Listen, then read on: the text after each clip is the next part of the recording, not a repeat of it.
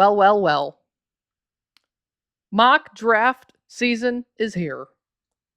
It is time.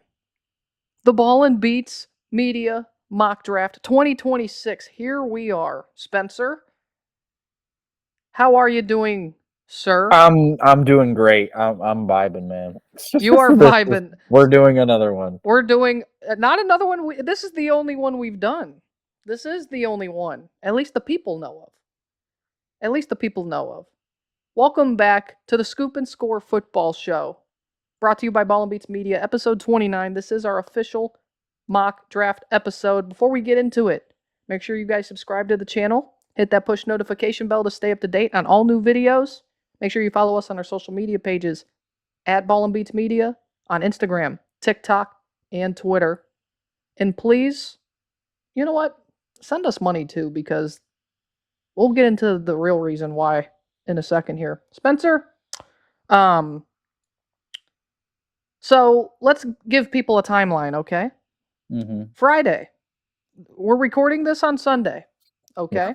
We're recording this on Sunday. This episode is coming out to you Wednesday, 6 o'clock, the day before the NFL draft is to take place. Friday night, we're recording our official mock draft episode. Quite honestly, was probably the most perfect mock I ever saw. Was going to go 64 for 64, right? And, well, Saturday night, we have some breaking news. Because all of a sudden, the New York Giants now have 2 top 10 picks in the NFL draft because Dexter Lawrence is now a Cincinnati Bengal. Yep. And Sexy Dexty ruined the perfect mock. He did. He ruined the perfect mock that Ball N Beatz Media would have had. We would have gone 64 for 64, but I do want to talk about a couple things. Before we actually get into the mock, I think Cincinnati makes that move because they have a feeling that some guys they want won't be on the board. That's what I think. But they needed a defensive tackle anyway. Or they're desperate to appease to Joe Burrow, who seemed like he hated life towards the end of last season. That's fair. That's absolutely fair. It's understandable. And yeah, they did need defensive tackle. That was one of their pressing needs.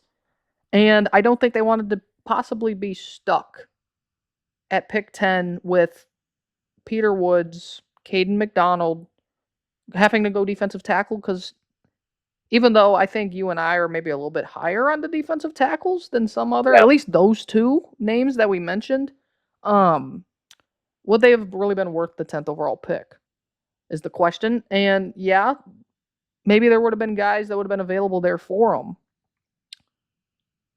And I think they made that move for that reason, with the combination of trying to make Joe Burrow happy as well. I think so.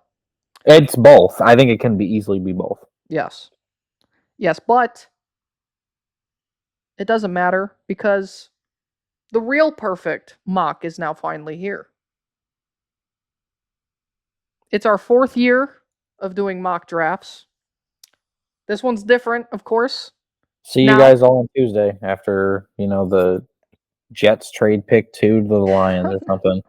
No, that's not going to be the case. That is not. This is the true official mock draft now. This is the real deal. This is the real one. Spencer's irate. We're recording again. I am too, but that's why we're here, because the real mock is now official. And I was promised a meal in Pittsburgh. You were promised a meal in Pittsburgh for this.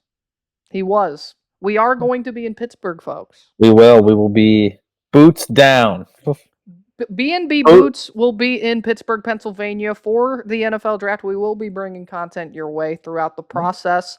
We will be enjoying the streets of Pittsburgh, or possibly crying on the streets of Pittsburgh, depending on how draft night does in fact go. But nonetheless, it will be fun. It'll be exciting. It'll be exhilarating. And it will be worth it. It will be worth it. Spencer, let's kick off this mock draft, shall we? Pick number 1, the Las Vegas Raiders.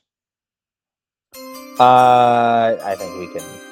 With the number 1 overall pick in the 2026 B&B mock draft, the Las Vegas Raiders select Fernando Mendoza, quarterback, Indiana. I feel like this is a foregone conclusion. There's no one else that's going to be. The Raiders are building their future around Mendoza. They went out and got Tyler Linderbaum to be the center for him. They got Kirk Cousins to mentor him, which is going to be the perfect mentor for this dude. They are like Yes. the exact same person. And they are doing everything they can to prop Fernando Mendoza to succeed in year one in Las Vegas. I'm starting to really like Vegas's, not, I wouldn't say future, their outlook. I kind of like them going into next season because they're Me going too. to take Mendoza. If they can get a receiver, like a rookie receiver, at some point in the draft and maybe in the first couple rounds, I'm really going to like them. They're not going to win the division, but like maybe they can make a run at a wild card. Maybe they can be in the hunt or something like that. If Mendoza is as what he was advertised at Indiana, if he can be decent, if he can be Kirk Cousins, I think they have a legitimate shot, especially with Clint Kubiak calling the offensive plays. But For sure. Yeah. The Raiders are in a good spot right now as a franchise, which is kind of odd to say. I haven't been able to Obviously, say that ever. with Brady in their ownership circle, obviously Mark Davis can be a little bit impulsive, but the decision's been pretty clear Yeah. since the playoffs really started, even before. It really felt like this was going to be the way it's going to go, and we expect it to be exactly what we think it'll be. So the Raiders at number 1 with Mendoza. Pick number 2, the New York Jets. It's really a toss-up between two guys here. And it depends on who you talk to. Some people think it's one guy. Some people think it's the other. It feels kind of 50-50 here. And depending on who it is, it kind of depends on how the draft board falls. And maybe we see some more action behind this pick, regardless of who's available at pick number 3. There's one guy who I've been believing that it will be for a while. I swayed off of it for a hot second, but I'm kind of back on this side right now. And so with the second pick in the 2026 BNB NFL mock draft, the New York Jets select David Bailey, defensive end, Texas Tech. This could be Arvell Reese from Ohio State. Other than that, I think it's just those two, and there's no real question. The Jets, I don't see trading out from pick number 2. They're going to stay at number 2, and it's probably going to be one of these guys on the edge. They're going to take an edge rusher no matter what. I talked about in the last episode. Well, the last episode that's not going to air, the previous mock draft episode. Yes. The offensive lines in the AFC East are not all that great combined. Miami, Buffalo, and New England, all three of those teams, especially, well, Miami number 1 is like one of the worst O lines in the league. Yes. But New England got manhandled at times last year. And Buffalo, not bad. I mean, they're the best of that division, but it's an average offensive line. And if you're the Jets, you want to get a guy who can kind of wreak havoc on those quarterbacks because now you're playing against, Josh Allen and Malik Willis and Drake May. So those are two very elite quarterbacks and one guy who is a massive wild card, but has shown flashes of being decent and, can play. So I think that for the Jets, obviously, yes, edge rusher has to be the pick at 2, and I think it will. I don't think there's no world it's not Reese or David Bailey. It's kind of ironic, real quick, how the Jets in the AFC East actually does have the best offensive line. That's the one thing they do have really going for them right now. You have maybe one of the better long-term duos at tackle with Fashanu and Armand Membu. That'll be really exciting if they can really get the offense set outside of pick number 2 with some guys maybe. The Jets might be in a good spot in the next five years or so, with what they can do specifically with those 2 linchpins on that offensive line. Yep. All right, pick number 3, the Arizona Cardinals. Arizona is in a spot where they need a good amount of pieces, except tight end. Offensive line is a big one. Edge rusher is a big one. They could go get Arvell Reese. This is a trade back option, of course. I believe number 3 is where you could easily see a trade back option. But the Arizona Cardinals have a lot of needs. Yes. Receiver is a big need, like we talked about. Obviously, I already said offensive line, edge rusher / defensive line, and linebacker. They have a lot of needs, and Budda Baker isn't getting any younger. But we do have a trade. So never mind. Arizona wants to trade back. The Arizona Cardinals are trading back to pick 9 with the Kansas City Chiefs. And the Cardinals will receive pick 9 and pick 40 for pick 3. Okay, so Kansas City's keeping pick 29. So, yep, the Chiefs are keeping their first round pick. So the Chiefs move up from 9 to number 3. And we talked about how the Chiefs' defensive line is big. Chris Jones isn't getting any younger. And George Karloff, this is a solid edge rusher, but he's more of a number 2 than a number 1. Yeah. Secondary corner, obviously, but you're not going to trade up to 3 for Mansour Delane, because you could have probably had him or Jermod McCoy or any of these corners at pick number 9. Wide receiver sneaky at 9 too if they stay there as well. Yep. But with the 3rd overall pick in the 2026 B&B mock draft, the Kansas City Chiefs select Arvell Reese, edge rusher from Ohio State. Arvell Reese is a massive project, but under the Steve Spagnuolo offense, I think he could thrive. He's a linebacker edge duo. He play like a Micah Parsons. Is he as good as Micah Parsons? No, but he can be one day. He's a lot of projection. His first half at Ohio State, he could have been easily the number 1 pick in the draft. Now after the second half of the season, especially the last 2 games that he had this season, kind of disappointing. Didn't really get a whole lot of pressures and didn't get to the quarterback much. So Arvell Reese is a massive wild card, but he could become the best player in this draft if all the cards line up. Exactly. Or he could be the biggest bust in this draft. He's a massive risk, but he's got a massively high reward if it works out. Because I do think he can be Micah Parsons if everything hits. Absolutely, and you have to give him probably 3 or 4 years before you really see the true growth. Of course, I feel like you're best utilizing him a little bit more off ball earlier on in his career. That's what he's been used to. But I do think with Spagnuolo being the DC there, I think he would have a lot of fun utilizing this player. I think if Kansas City were to trade up here, I think it has to be, like you said, Arvell Reese. I think a sneaky one to watch could be even a tackle himself or a wide receiver this early. I don't really see it. Maybe Jeremiah Love, but they did sign Kenneth Walker. It feels like in a scenario like this, it would be for Arvell Reese. So I think that makes a lot of sense there. And with the Tennessee Titans here at number 4, I think with how the board has fallen with Bailey and Reese at number 2 and number 3, I think it kind of limits where they go, because I think if you have at least one of Bailey or Reese available at pick 4, I think it opens up their options a little bit more there, and they could go edge rusher. I will say this, personally, I would really like Ruben Bain Jr. with Robert Saleh, but I just don't see Ruben Bain going this early in this draft, simply because of his measurables, and that's the thing. And now you have the off-the-field situation too. So I just don't see Bain going this early. With Tennessee, it feels like it's got to be something offensive. You have the best running back in the class here in Jeremiah Love. Some people would argue the best player in the draft in Jeremiah Love. You could say Carnell Tate, the wide receiver of Ohio State. There's a lot of smoke about Jordan Tyson going pretty early in this draft right now. So who knows? Maybe Jordan Tyson could go in the top 5, which would be kind of insane. Yes. It'd be kind of insane if he did. It could be an offensive lineman themselves. A lot of people haven't talked too much about the fact that outside of Peter Skoronski, this offensive line needs a lot of work. It could be a Maui Noah, it could be a Spencer Fano, but it won't be. It won't be, because Brian Daboll is going to be frothing at the mouth to get this player in Nashville with Cam Ward. And with the 4th pick in the 2026 B&B mock draft, the Tennessee Titans select Jeremiah Love, running back, Notre Dame. It just feels like it's going to be Tennessee for Jeremiah Love. And if it's not, I just can't see him falling too much farther from pick number 4. No.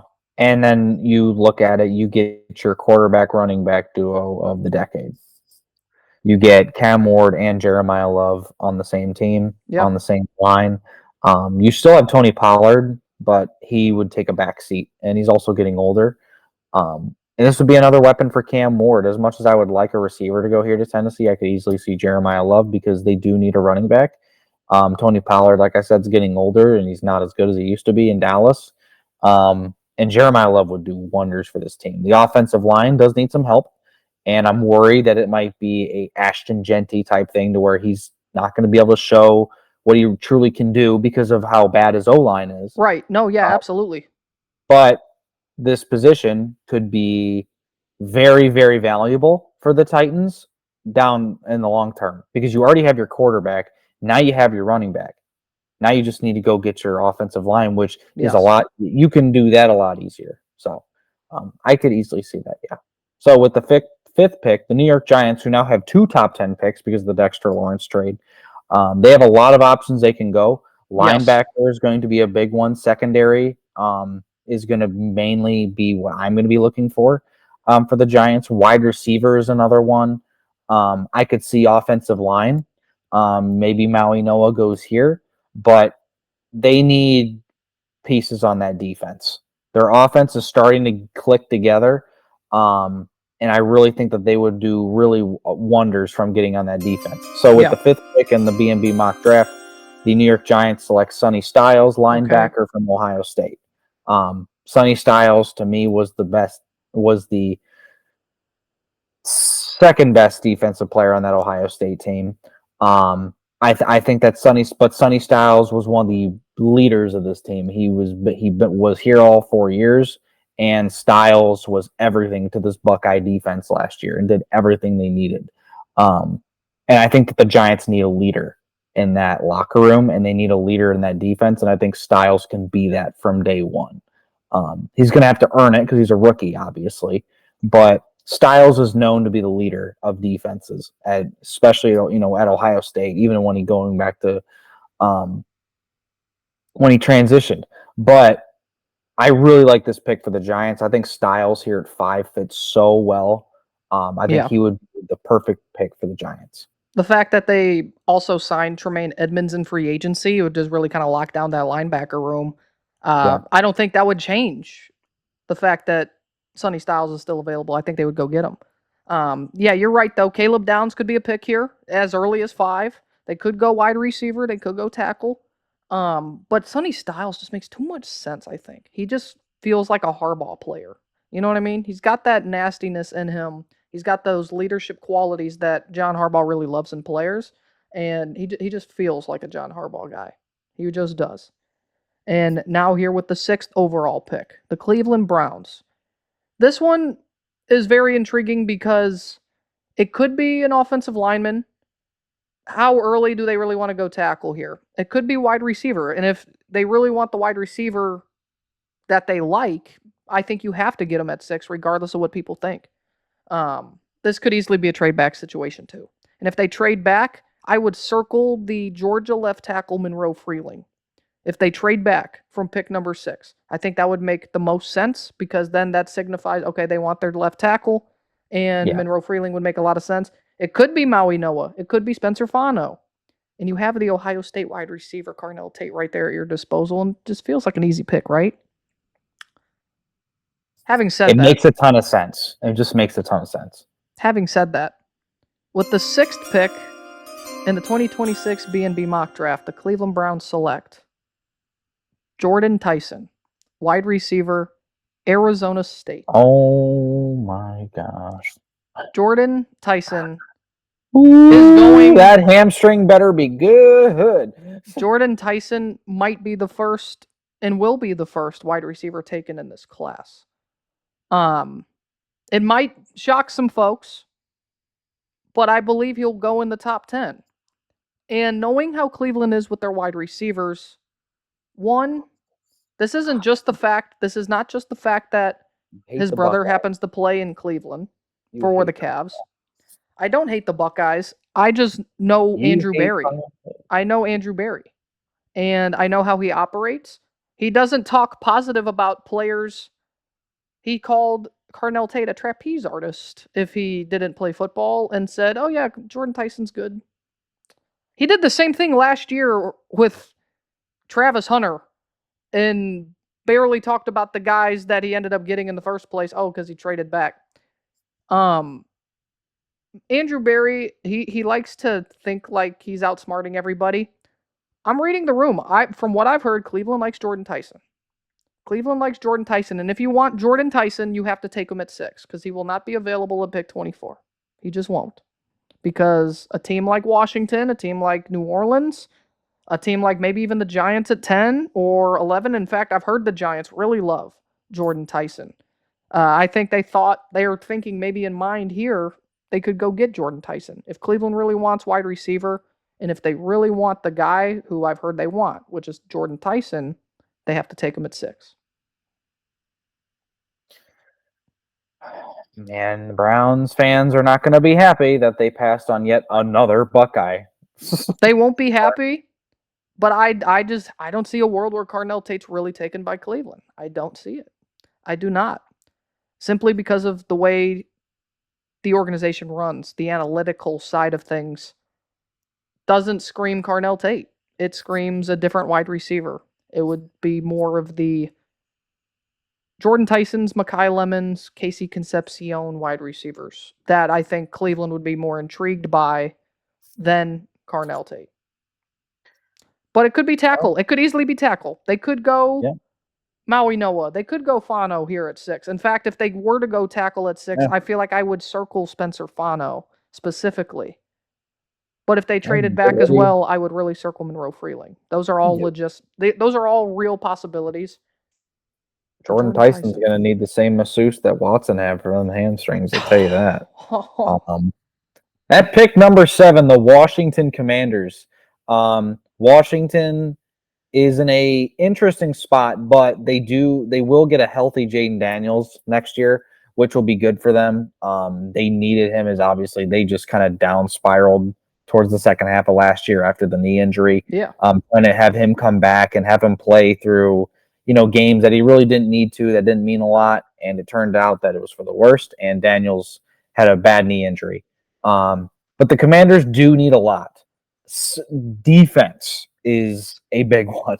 Yes. Honestly, everywhere on defense. The Commanders' defense was awful last year.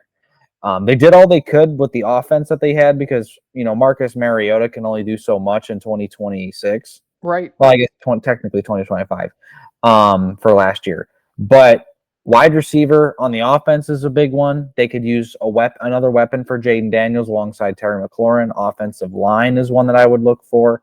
And then defense, like I talked about, they just need an entire defense. They need a lot of pieces. So with the 7th pick in the 2026 B&B mock draft, the Washington Commanders select Caleb Downs, safety, Ohio State. They get their leader, and they get their, I think people are forgetting just how good Caleb Downs is. And I think that people are, and I know pick 7, well, I mean, obviously he's really good. He's a top 10 pick. No, I think that it's a little disrespectful of Caleb Downs. Caleb Downs has been an All-American every year he's in college. He was the best defensive player in football last year, at least in my humble opinion. And as for safeties, he's about as mature and as big of a leader as you could get. He was the best player defensively on the Ohio State team last year. And he did everything for this Buckeyes team in the last 2 years, and then Alabama for the year before Nick Saban retired. He's a phenomenal, phenomenal football player, and we have not had a safety like this come out in a while. Long time. Kyle Hamilton? Derwin. Yeah, Kyle Hamilton, Derwin James. If you want to go back a little farther. But like Kyle Hamilton was an elite stopper for Notre Dame. I think Caleb Downs is better than him. And Kyle Hamilton's one of the best safeties in football right now in the NFL. Yeah. Caleb Downs is going to be a star. That's like the one surefire thing I can do in this draft and think Caleb Downs will be a Pro Bowler. He will be one of the best safeties in football. And I expect big things from him. And for Washington, I think this would be a very, very good get at 7. You get your leader on defense. You get your back end of your safety of the future of the next 10 years. You do need some help in the linebacking position and in the defense. But this would be perfect for Washington. Just please fix the field. We don't need any more injuries. At least they got new uniforms again. Which is all right. Woo-hoo. I can't wait for another 3 years when they change them yet again because fans don't like it. I know you wanted Carnell Tate here for Washington. I did. Which it could be Carnell Tate. You're not wrong there. Caleb Downs could easily go here too. I just think with Cincinnati making the move they did for Dexter Lawrence, it's hard for me to think that what if it wasn't Downs? What if they don't want Downs? What if they wanted someone else? They could have. They could have wanted somebody else. That's true. That's very true. It's very possible.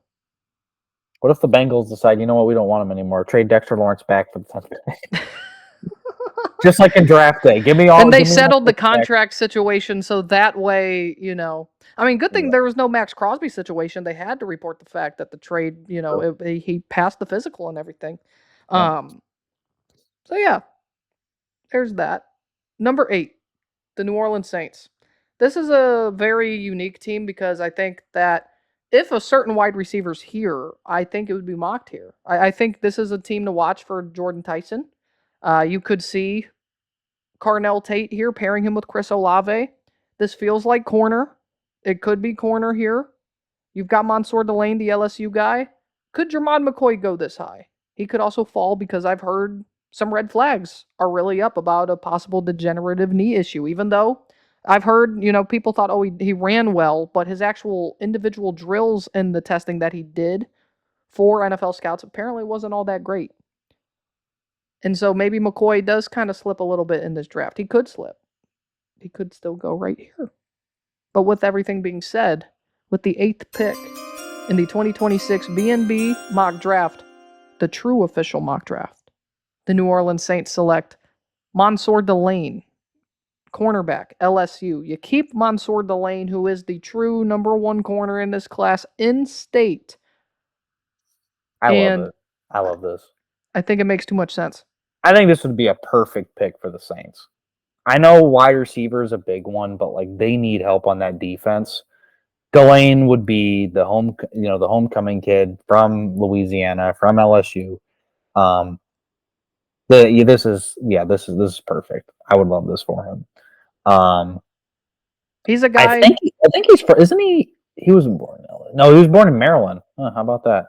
Yeah, but because he started. Well, he started at Virginia Tech and transferred to LSU. Yep.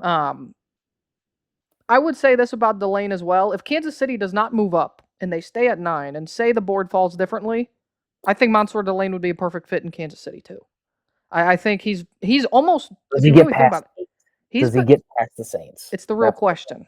Yes, and honestly, if you really think about his play, he's actually very comparable to Trent McDuffie as a corner. He's basically like the perfect Chiefs mold for corner. The problem with Kansas City is it seems like they never keep them long term. They always give them away. So if he stays in Louisiana, I feel like he'll be a long-term fix for the New Orleans Saints at 8. All right, at number 9, this is where the Arizona Cardinals traded back. They got an extra second-round pick for swapping with the Chiefs. And the way this board's falling, I really don't think they're all that upset about it. There's a couple players on here. Ruben Bain, Carnell Tate is still on the board. Francis Maui-Noah, obviously. I think we talked about what the Cardinals, what they need. They could use all 3 of those players. Yeah. That's the best part about them. They can really take their choose of the litter of who they want, or they can go a little bit different. They could go if maybe Spencer Fanu is a little more appealing to them. Maybe a lot. Some people like Dylan Thieneman a lot. I don't know if that pick 9, but probably not pick 9. But I don't think we have 2 safeties going in the top 10. I will say this: I've thrown it out there a lot. I do think Thieneman goes much earlier than people think. I think he's a top 15 lock. The guard from Penn State is another one that you could look for at 9. I think with how people either are super high on him or they are. I think he's going to be a solid player. I think he's towards the middle of the first round. Mm-hmm. I've seen him as high as 8. Yeah. So with the 9th pick in the 2026 B&B mock draft, the Arizona Cardinals select Francis Maui-Noah, offensive tackle from Miami.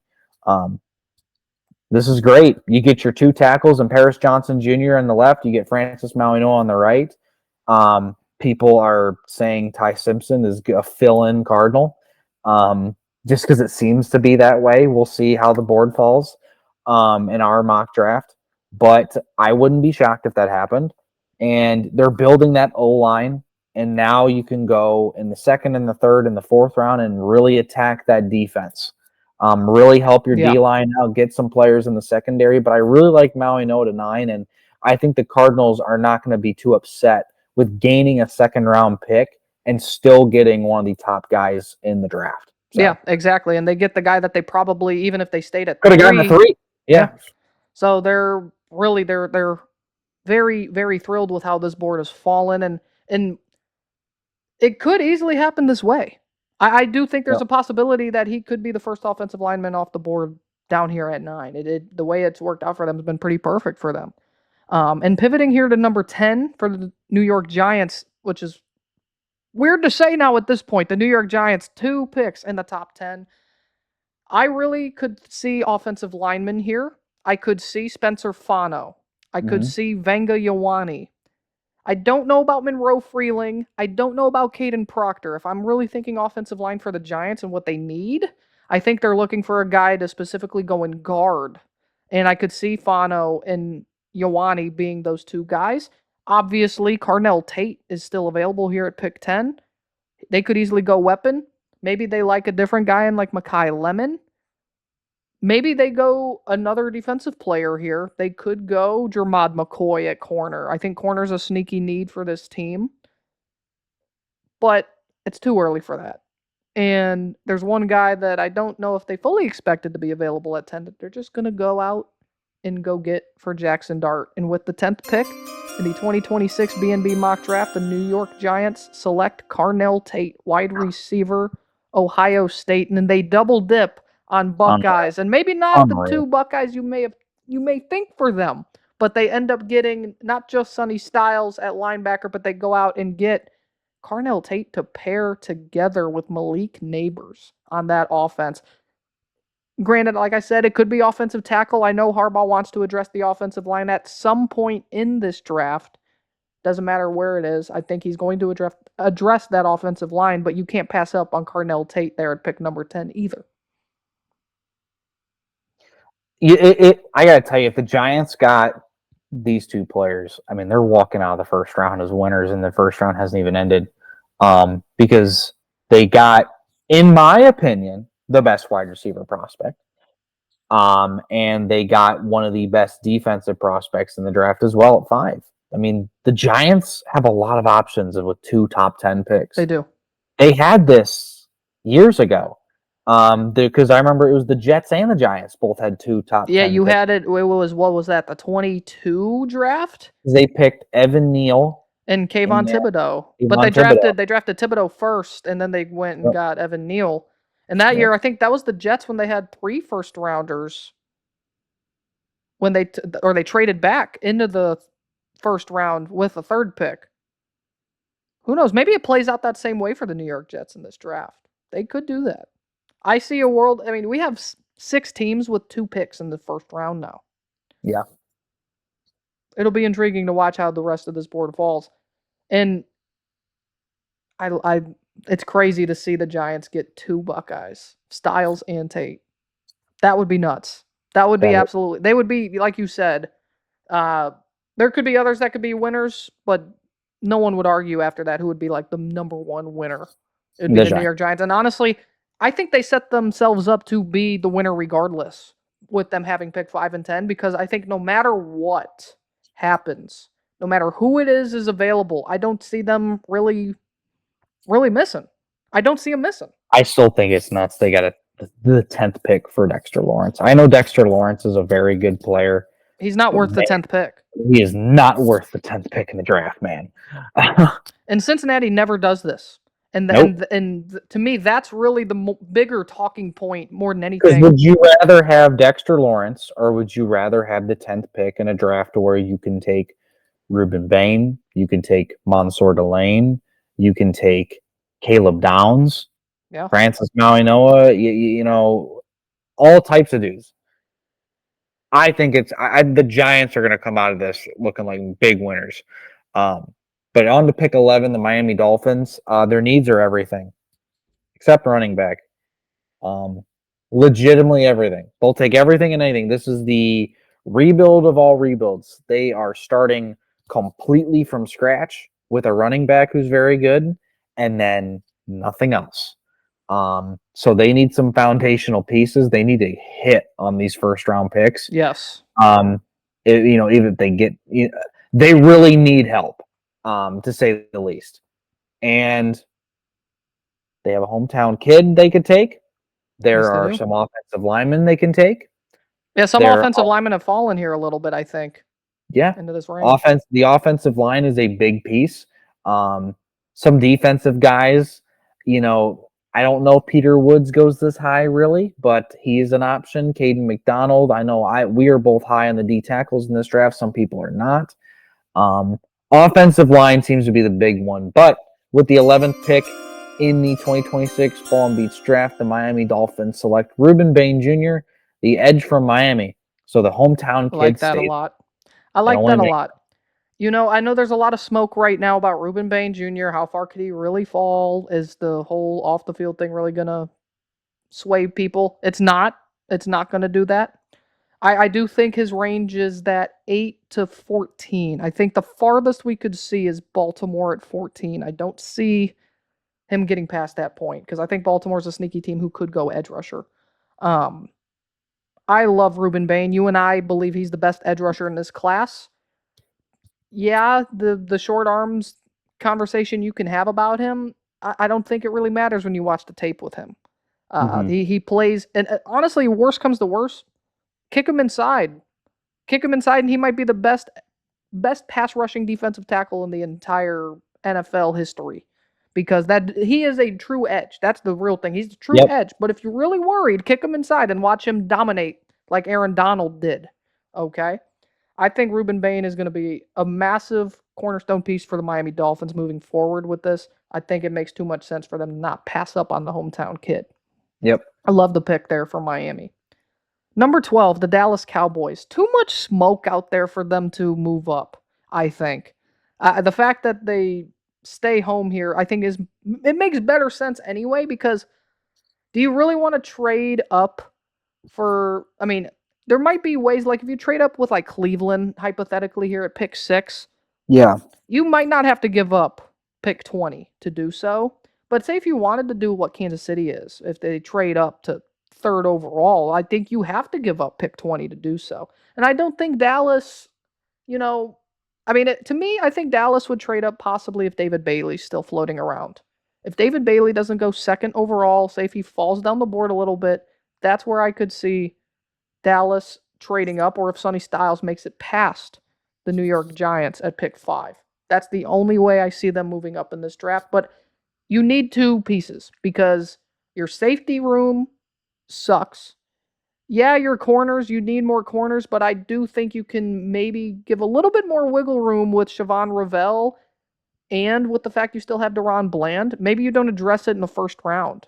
I think that's fair. I know a lot of people might mock Jermod McCoy to 12, and it easily could happen, but Mhm. I don't think that's really that much of a need comparative to safety and edge rusher. They need to address those. Linebacker even. I think linebacker's a bigger need for them than corner is right now. So I think Dallas could maybe go in a different direction here. And I really like this player for this fit. It fits perfectly in Coach Parker's system, who needs a real kingpin player. His tape is almost better at his first school than it was at his second school. And a lot of people, I need you to know, he's going in the top 15 and he should be a top 12 player. And he's probably going here to Dallas. I'm kind of sold on this one. So with the 12th pick, in the 2026 B&B mock draft, the Dallas Cowboys select Dylan Thieneman, safety out of Oregon. Man, this dude has skyrocketed. I mean, he was like a late first round pick for a while, and then he just has kept going up and up and up. And I know you love him, Dallas. It's a good fit. I mean, they need safety, and it makes sense. It's just, man, 12. That is To me, if you're that is Dallas, high for right? Thieneman, I don't think it in is. my opinion. To be It's honest with high. you, I don't. If he's available at 15, I think Tampa Bay would take a swing on him. Yeah, If he's available, I know a lot of people are like Minnesota, Minnesota, Minnesota. I don't think he's I getting don't to think he'll Minnesota. be there. I don't think he'll be there at 18. He's not getting to Minnesota, guys. He's just not. He is not. The safeties in this class are really good. I've seen some people have gone out and said Dylan Thieneman is not just better than Caleb Downs. I saw a guy. I'm not agreeing with this, by the way. I don't agree with this because Caleb Downs, in my opinion, is the third best player in this draft. He had Dylan Thieneman number 1 on his board. That's a little That's asinine. insane. That's a little That's asinine. insane, bro. But Dylan Thieneman's a top 20 player in this draft. He is. Watch him at Purdue. There's some of these players where it's like, okay, you have to go back and watch them in 24, 23, and you really see how good these guys are. Dylan Thieneman's one of those guys, and he was still exceptional at Oregon, but he was almost perfect at Purdue. He was the one thing Purdue had when he was there. And he was doing it against not just, the other mid-tier, low-tier Big Ten teams. He was doing it against the best in the country. Dylan Thieneman is going to go early, people. He is. And Dallas would make too much sense. All right, pick 13, the Los Angeles Rams. The Rams are one of the teams that really don't need a whole lot. They have never options. do. They really have options. They can offensive line is one, obviously. That's one where they could use help on that O line, especially to help Stafford. Defense in general is honestly pretty good. Their corners, great. They just got Trent McDuffie and Jalen Watson, both the Chiefs corners. Their D line is very good. Linebackers, maybe that'd be the one that you could throw on. Safety, Cam Curl is pretty solid, but it depends. They really don't need a whole lot, to be completely honest. I would say offensive line would be the big one. Wide receiver, with another all wide the receiver offensive too. linemen who are available right now, we have a trade. Okay. The Los Angeles Rams are trading pick 13 to the Detroit Lions. Okay. For pick 17, all right, Spencer. 118, and a 2027 Detroit 5th round pick. I will say this before you go any farther. I do think Detroit's a sneaky trade up team that no one's talking about. I see that happening because it's Brad Holmes we're talking about here. I fully believe that they could be a trade up team, maybe even higher up than this. I like it. I like the thinking here for Detroit trading up. They need a big guy. Just get a big guy. Edge rusher and offensive line. You make this move, you're trading up for an offensive lineman. Easily. Whether it's Monroe Freeling, Spencer Fanu, or Caden Proctor, or even the guard from Penn State, which I will still never Giovanni Vega. I'm never gonna be able to say this dude's name. So here. Vega Ione. That's actually pretty good. That's not bad. I've seen people say way worse, so I'm okay with that. That's pretty good. So we'll just it's gonna be for an offensive lineman. Ionichor, I don't think would beat 13. They would trade up for that. Although I know you love Max Ionichor from Arizona State. I absolutely adore the kid. He is going to be special. I fully believe it. But the Lions are making this trade for one trade for one thing only, and it's for an offensive lineman. So with the 13th pick in the 2026 B&B mock draft, the Super Bowl 61 champion Detroit Lions select Spencer Fanu, tackle from Utah. All right. The thing about Fanu is he can play anywhere, and the good thing about the Lions is they love versatility. They love when you can play multiple positions. They had Tate Ratledge, who was a guard in college, playing center last year. Hell, he was learning center this year before they signed Cade Mays. Graham Glasgow was a guard they had playing center. They really swapped the interior of the offensive linemen all over the place. That is very true. Fanu, you could you're going to place him anywhere. And here's the beauty Probably of it right tackle. And right tackle would be where you put him. Because you need a right tackle with moving Pineda left. You have your two guards in the middle with Christian Mahogany and Tate Ratledge, and then you have Cade Mays in the middle. But Fanu, say one of them needs a rest, Fanu can swap in for him for a play or two for a drive. Same thing, vice versa. He's a versatile offensive lineman, which I really think is going to be a big thing teams look at in this draft. I think Fanu is going to be a top 15 pick no matter what. I really believe Fanu is going to be a top 15 pick just because this is a deep O-line draft. And while Fanu is really, really good, I don't know if he's the best offensive lineman. I think being the most versatile is what's going to help him out the most. for He's a sure. top 3 offensive lineman in this draft. Do I think he's 1? No. Maui Noah is still number 1 for me. We know Um, is number one. I'd put Ioane at 2 when it comes to just yep, overall offensive linemen, and then I'd have yep. Fano at 3. That's But exactly where I some was at. some people Yep. argue Fano's better than Maui Noah because of that versatility. I've seen some people out there, like, I don't know, do you watch NFL Stock Exchange? I shout out Trevor Sikkema, Connor Rogers. Those guys do a good job over there. They both have Fano as their number 1 offensive tackle in the draft. I've seen others think that, and Fano could be in play for some of these teams earlier that we've had We've in the had top past 10. mock drafts where you have the Browns taking him at 6. Yeah. So, So he can go anywhere in this draft, but he's not leaving the top 15. and I'll tell you Um, this, the team behind Detroit is kind of upset because I believe Spencer Fano, if available, would be the pick at number 14 for the yep. Baltimore Ravens. And here with Baltimore, they could go. I really feel like it's down to guard or weapon. It's guard or some kind of weapon, whether it be wide receiver, whether it be tight end. I really like Kenyon Sadiq here. I like Makai Lemon. I think a shoe in here would be Oliva Venga Yawani, the Penn State tight end. Um, with the fact that one guy is available, I'm not going to do that and fill that in. And I will throw out the caveat. I do think Yawani could easily be the pick here at number 14, but I'm not going that direction here in this mock.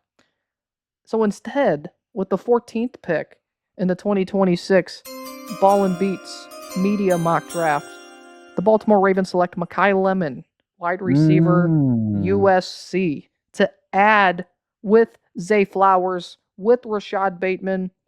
Lamar does need another wide receiver. They need to address it at some point in this draft. Some people would argue Makai Lemon is the best wide receiver in the draft, according to what they believe. I do believe he's a top 3 wide receiver in the draft. And the thing is, if you really think about a Baltimore Ravens receiver, he kind of fits the mold. The best out of any of them, in my opinion. He's a perfect slot wide receiver. He's not going he's to. another JSN. He is. He is the mold of the wide receivers that are the most successful, at least right now. You could say with your JSNs, your Pukas, your Amon Ra's. Shout out Detroit. You're welcome. Hell yeah. Makai Lemon, I would love in Baltimore, and I've already acknowledged the fact. I think it could go a different direction here, but with him on the board for Baltimore, I don't see them passing him up. I see. For me, it's got to be. I could see it. I just think, man, if Vega Ione, or the guard from Penn State, if he's there at I'll 14, Oliva Venga Yawani. Owaya Venga Ione, Tortellini? Mr. Ione. We'll There you call him go. Vega. How about that? Just call him Oh Vega. yeah, just call him Vega. If Vega's there at 14, I don't think the Ravens pass on him, but they do need a slot receiver to help out Lamar, and another weapon could certainly help, as they don't really have a true wide receiver one. I really don't think Zay Flowers is. Well, I think Zay Flowers is a very good wide receiver. Um, I think they could do a lot better. And I think Yep. Lemon would be an absolutely great addition to this team. So at number 15, the Tampa Bay Buccaneers are on the clock. Tampa Bay defensive line is a big one. D Wide line, D line, D line. receiver, with them losing Mike Evans, is one to think about. Safety is one that they could go after. Yep. I would expect this defense would be the biggest thing to me, but they also have needs on the offense. Uh, Their tight end group, they yikes. It's not yikes, great. And yeah, tight. I'll say this too. Um, guard is a sneaky one here to watch for Tennessee as well. Yeah, their For offensive Tampa. line for Tampa. I think guard is a sneaky one. It's not necessarily been talked about as a weakness, but they don't have anything really there long term and on the interior of their offensive line. I think they could No. do some work there. Of course, you have Tristan Wirfs. He kind of makes things look better than maybe they are. I think Venga Yawani's a sneaky guy to watch for Tampa here as well. Yeah. So with the 15th pick in the 2026 B&B mock draft, the Tampa Bay Buccaneers select Kenyon Sadiq, tight Okay. end from Oregon. So another weapon Yes. for Baker. Since they lose Mike Evans, they gain Kenyon Sadiq. I think this is a great move for the Bucks. I would have probably went defense here, but I do think that with the Buccaneers wanting to abide by Baker Mayfield to see if they can get as much juice out of him left as he has, Baker's kind of been on the decline. And this upcoming season for Baker Mayfield is going to be a telling one on his future in Tampa Bay. And Kenyon Sadiq, obviously, fantastic tight end at Oregon. Yeah. One of the best tight ends in the country, and he's also an intriguing prospect as well. He's a big, I mean, he's a big dude. So I think this would be a really nice get for Tampa Bay. Yeah, you're right. Kenyon Sadiq, I mean, he's clearly the best tight end in this draft. It's the one real weapon. It's not even close, to be It's honest. it's not. It's literally. I mean, some people kind of have debates on who the second best tight end is, and I'll just Delper Stowers. well, I'll yeah. throw it out there. My number 2 tight end. The only reason why he's not going to go any earlier is because of character concerns off the field. But my number 2 tight end is the Baylor tight end and Michael Trigg. I think he's very underrated because of the off the field issues that he's had, but athletically he's up there as one of the best tight ends in this draft. But with Sadiq and Tampa, I mean they need tight end more than maybe anybody. Yeah. You're right though. Could be edge. Keldrick Falk could make sense. I think T.J. Parker, the Clemson edge, could make some sense here for them as well. Maybe a sneaky guy going pretty early, like a Zion Young or maybe a Malachi Lawrence. But I think 15's too early for both of those guys. I think they're more the mid 20s to early 40s for both of them. Would be more their range. And like I said, I do think guard is a sneaky one to watch for Tampa if Ioani's available. I think that could be a team that could take Ioani. And we have the New York Jets back on the clock here, halfway point of the first round with the New York Jets at pick 16. They went and they got David Bailey, second overall. I think here you're circling wide receiver or corner. This could be Jermod McCoy. I've heard the New York Jets really love Colton Hood, the Tennessee corner, and I think this would be possibly his ceiling at pick number 16. But I think they really want to get a wide receiver. And there's 2 that I really like. I like Denzel Boston a lot.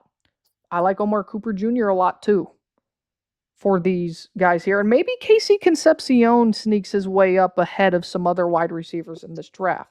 He could possibly be the 4th wide receiver taken. But with the 16th pick in the BNB mock draft, the New York Jets select Omar Cooper Jr., wide receiver, Indiana. Wow.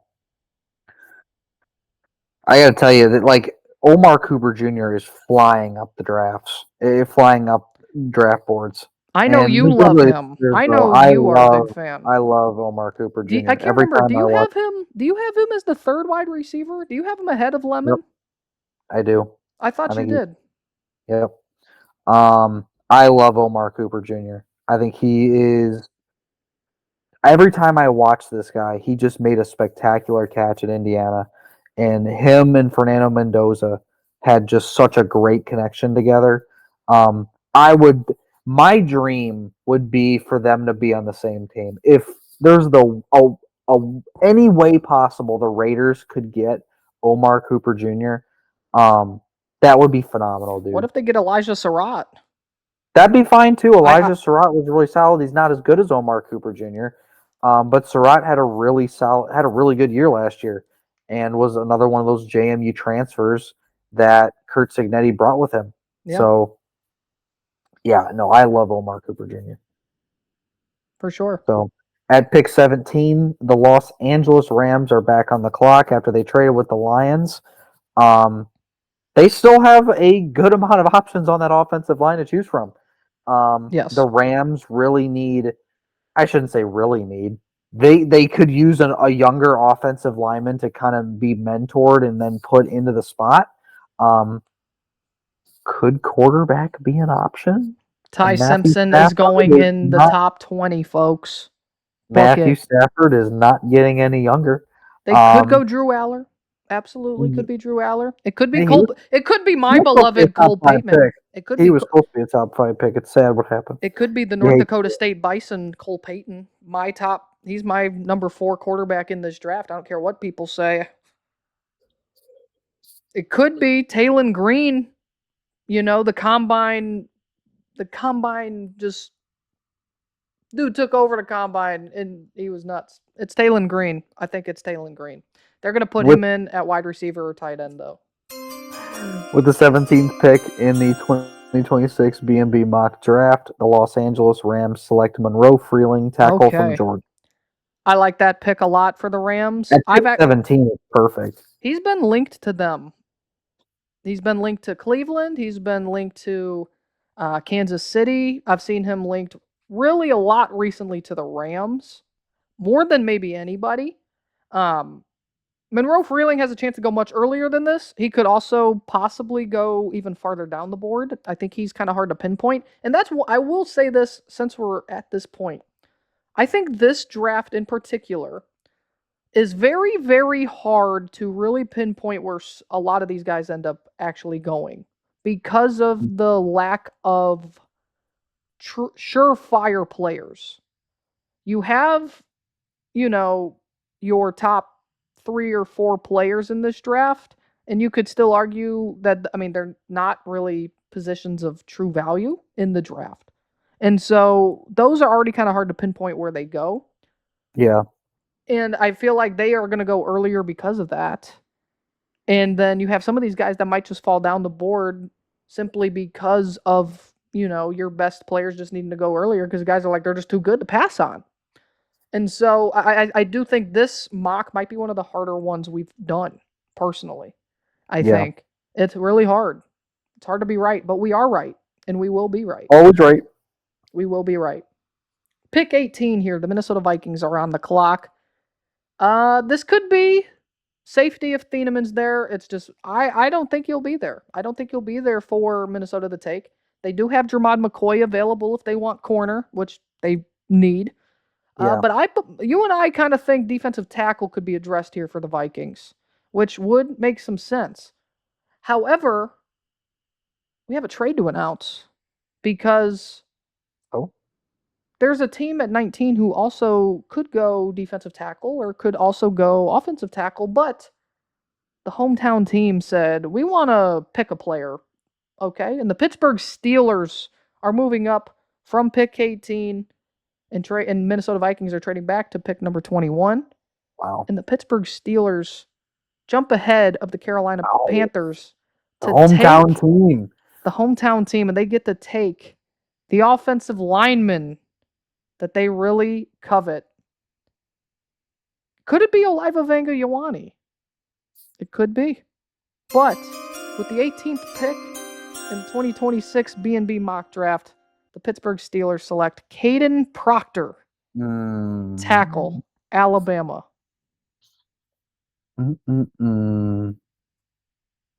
Steelers like them some Caden Proctor. Does this feel like maybe a setup by us? Everyone already knows. All of our listeners know how we feel about Caden Proctor. We don't really care for the prospect. I'm sure he's a great human being and a great person. Yeah. I just don't like his game. I just don't like him as a player. Don't think he's good. It's not that he can't be. I think he's going to be overmatched in the NFL if he doesn't adjust and get his footwork better. You can't just be a good offensive lineman just by being big.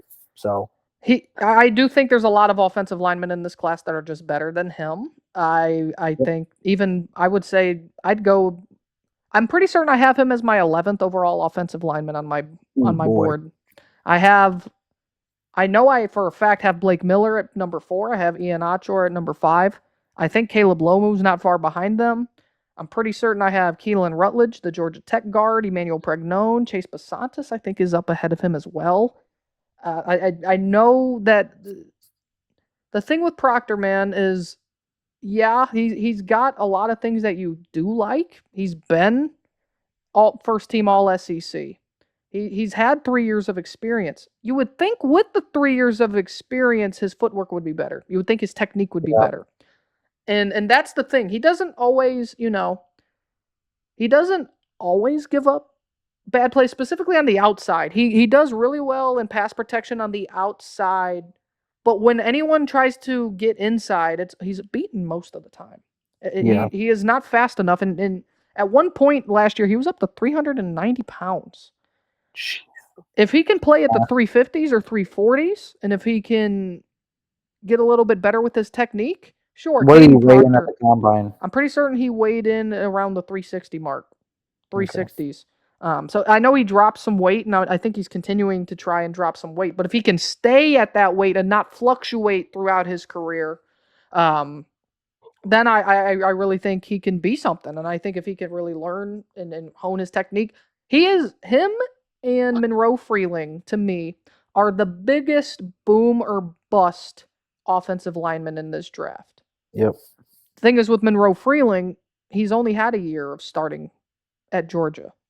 However, he's got the perfect build to be a left tackle. With Caden Proctor, he's had 3 years of starting experience, and yet you still see moments where it's like, oh, like Yep. well, you've been out here, you're still giving up that. You know what I mean? There's questions there, Yeah.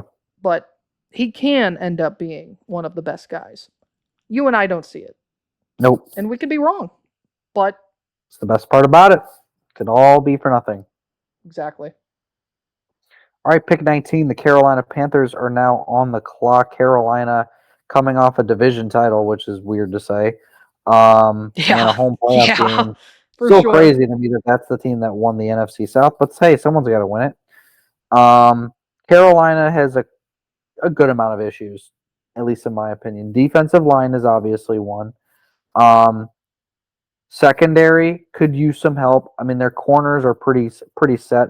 Linebacker, you could use some help. I could use some help at the safety position. But then They back could on use the a wide offense, receiver 2 or 3 even. your offense could use a wide receiver. Your offense could use some help on the offensive line. And I mean, we're gonna have to have conversations about Bryce Young. It's Ty Simpson time. I know he led them to a division title last year, and they're not going to draft a quarterback this year. But it's a conversation that's going to be held, because he hasn't taken that step. He's a decent quarterback Yes. when he wants to be, Yes. but he hasn't taken that next step that you expected second, third year quarterbacks to make. He just hasn't gotten that. And him and McMillan had a really good year. And that's a guy who we were wrong on last year. We both didn't really like Tataroa McMillan, and he came out and he won Offensive Rookie of the Year. So, Yeah. you know, it's the thing about, like, we could easily be wrong about all these guys. But for me, it's got to be on defense. So with the 19th pick in the 2026 B&B mock draft, the Carolina Panthers select Peter Woods, defensive tackle from Clemson. Now I know you and I are both. I think you and I are both higher on Peter Woods than some other people out there. I know some people that still think Peter Woods is a top 10 prospect. I'm about to sneeze. Excuse me a second. Hold on. Excuse me. Sorry about that. Peter Woods to me is a top 25 prospect still in this draft. I still think he goes in round 1. I think he's that good and too good to pass on at some point. But I think Carolina could go wide receiver. I really think a guy like Casey Concepcion or Denzel Boston is really in play here. I think if somehow Thieneman is available, he might be in play, or E-Man from Toledo. I think he's in play here as well. Kenyon Sadiq as well. They need tight end. Yes. I think if he's there, I don't know if he would get past Carolina at 19. And one more as well. We've had tackle mocked here in the past too. So this could be an offensive tackle if there's one that they really like because of the durability concerns of Ike Ekwonu. Yeah, I mean, if Freeling's there, maybe Blake Miller's a sneaky guy from Clemson. Maybe Max Ihanachor from Arizona State could go here. I think Carolina's a bit of a wild card. I do like D tackle a lot though with Derek Brown. Yeah, especially Derek Brown is going to be really good for them. I think him and Peter Woods could be really good. And real quickly, we were talking about Max Ihanachor, and he's a guy that you really like a lot. Yes. What is his ceiling?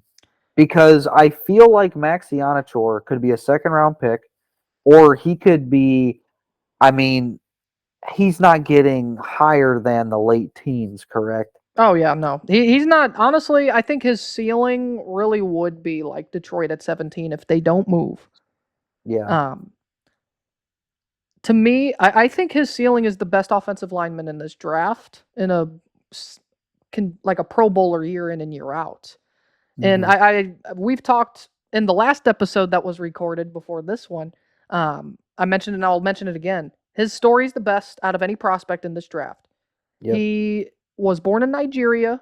Family moved to America when he was younger. Um, he was a high school basketball player. Didn't even play football in high school. And with his body type, his AAU coach was like, "You have to play football." And he got connected with a dude at a community college out in California in LA, I believe. If it wasn't LA, it was around that area. And he was starting right tackle there. And that coach went to Arizona State on their coaching staff and brought Ihanachor with him, worked his way up to becoming the starting right tackle. And he's actually gotten some other playing time at other positions on that offensive line. But for how raw he is for only playing football in college, he is so good for how raw he is. And Crazy. it's basically okay, if he's that good right now, Imagine what he could be in a couple of years. imagine what he could yeah, exactly. Imagine what he could be in 4 or 5 years or even farther down the road when he's really came into his own. Is he Yeah. still a little bit of a boomer bust guy? He absolutely is. Yep. But I'm willing to buy the stock in Max Ihanachor. I have him as my number 5 offensive lineman in the class. I do think Blake Miller from Clemson right now is a more sure thing. I think Ihanachor, when it's all said and done, we could look back and be like, yeah, this was the best offensive lineman in this draft, and we're sorry that we overthought him a little bit more, and it's only because of the lack of experience compared to some other guys. Like, obviously Monroe Freeling's only started 1 year at Georgia, but he probably grew up playing football since he was like 7 or 8 years old. You know what I mean? There's difference Yeah. here, where Ihanachor is just fresh on the football field in college. It's like a dude playing club football because they'd never played football before at college level, all of a sudden becoming a starting right tackle at a Power 4 program now to being touted as a first round pick. Who, yeah, Mhm. he could sneak into the second round. We'll have to see if he does in our mock or not. But Ihanachor he's outstanding in my opinion. And we're gonna get here into the 20s now with the Dallas Cowboys at pick number 20. Um, I mentioned, yeah, it could be corner. I'm not sold on corner for Dallas in the first round, personally. I know a lot of people think Jermod McCoy could go there. We already had Thieneman go at number 12, the safety from Oregon. I think here they have to go edge. It has to be edge or linebacker. I think Dallas Mhm. is a sneaky one to watch for linebacker at some point in the first round. Like a Anthony Hill Jr. from Texas or a CJ Allen from Georgia could easily be a pick here at pick number 20. But there's one guy who's still available on the board, and I know that some people aren't as high on him simply because of his lack of pass rush. However, he is the Both best. of us. However, he's the best run stuffing edge in the class, and it's not close actually. And so, with the 20th pick in the 2026 BNB mock draft, the Dallas Cowboys select Keldrick Falk, defensive end, Auburn. Yeah, I'm not as high on him, but I'm also not as low on him as some others are. He's a top. Nobody is running on Dallas No, with Quinn Williams and Keldrick Falk up the middle. exactly.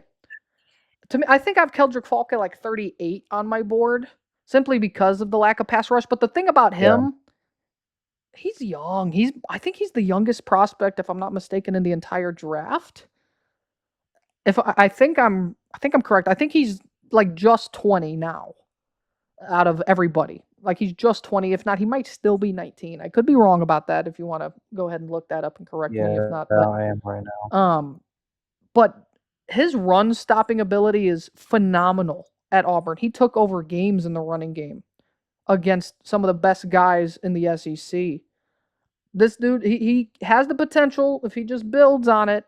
And Dallas kind of likes those kind of edge 20. rushers. He is 20. When's his He was birthday? born on September 7th, 2005. Okay, He will be just turning 21 when the season starts. gotcha. Yeah, and then you have guys like Akeem Mesidor who will be 25 during the season, in this Ooh. class. And I think that's why Falk is going to go ahead of a guy like a Mesidor. Maybe even, there's a guy like TJ Parker from Clemson could go higher than even Falk could. But if you can refine this dude's pass rush, Falk could be something. A lot of people are comparing him to Shamar Stewart. The difference with him and Shamar Stewart is the fact that Shamar Stewart was pure traits. Falk actually has been productive at some point on the field, at least in the running game. Like there's been production there. So there's something there to like. All right, pick 21. The Minnesota Vikings are back on the clock after they had their trade with the Pittsburgh Steelers, gaining pick 85 and 21 for 18. The Vikings defensive line is one D tackle mainly for the Vikings. Still could be edge. Safety, yeah, could be edge, but with Van Ginkel kind of helps play the edge linebacker. Right. You had He kind Jonathan of. Grenard. Well, the thing with Um, Grenard is I feel like he's one of those guys that's going to be traded this weekend he could be. Yeah, that's because true. the cap space situation for Minnesota is pretty rough. See, for me, this would be the perfect spot for Dylan Thieneman. Would be Minnesota because you literally just fill in another Harrison Smith. This Um, could be E-Man. This could be the yeah, Toledo product. yep, it could be man. With the 21st pick in the 2026 B&B mock draft, the Minnesota Vikings select Caden McDonald, defensive tackle from Ohio State. We have now picked Caden McDonald to go to the Vikings, I think, in every single mock draft. I know, and the I thing can't is, wait for him. I can't wait for him to go to I don't know, Chicago. No, he'll go to Chicago State, Chicago or or like Buffalo or he could something go like as that. far down as like New England at 31. Yeah. Um, here's the thing. I think those guys go earlier than what people have been putting out there. Specifically, McDonald. I think Peter Woods. Him and McDonald both really should be around the late teens to mid 20s range because I think that's what kind of prospects they are. Hmm. Um, with Minnesota, I know that you like the Thieneman fit there. I just think it's because he's a white safety. I think that's the only reason why people are saying it. And yeah, they do need safety, but I don't think Thieneman gets to him. I think they would have to trade up to Oh, get yeah, Thieneman. I really do. Because I just think he fits better in Dallas's defensive system, and I hmm, think that Tampa, if he was available, would maybe pull the trigger as well. yeah. But Minnesota, they need to address that defensive line. I mean, they don't have Hargrave anymore. They don't have Jonathan Allen anymore. They don't really have a starting defensive tackle pretty much on that team. They need to address that position. And they need to, I mean, you could get them in a second round because I do think you'll have guys like a Lee Hunter, who I think could be a sneaky first round pick. You have Christian Miller. You have Big Citrus. I had to throw out the name Big Citrus. Dominique Orange. It's the greatest name of Dominique all Horn. time. The Iowa State Cyclone. It's fantastic. Nothing better than that. But Minnesota, they have to address that defensive line. And now I'm looking at the Chargers here at pick 22. We have yet to say one name who we Which is said could be a top 10 pick. address the elephant in the room. The elephant in the room is that this is the absolute floor for this guy. Yep. And the fact that The the Chargers are Chargers going to run see, to the and podium. this year in the draft, you have 8 minutes to get the pick in. I think the pick It'll would be be in in the before back. they're on the clock. Yep. And so with the 22nd pick in the BNB mock draft, the Los Angeles Chargers select Oliva Vanga Ioane, guard, Penn State. This is his absolute floor. He's not getting anywhere past 22. I'm honestly shocked he was still on the board, to be honest with you. Because he's a guard, it's kind of hard to really see him going in the top 10. Now, I think Yeah, I mean, the thing is with Baltimore, that easily could be the Baltimore pick at 14. With this mock, I said, you know what? I want to give him a weapon and give him Makai Lemon because I think at 13, if they didn't trade, I think the Rams could have gone Makai Lemon at pick number 13. yeah.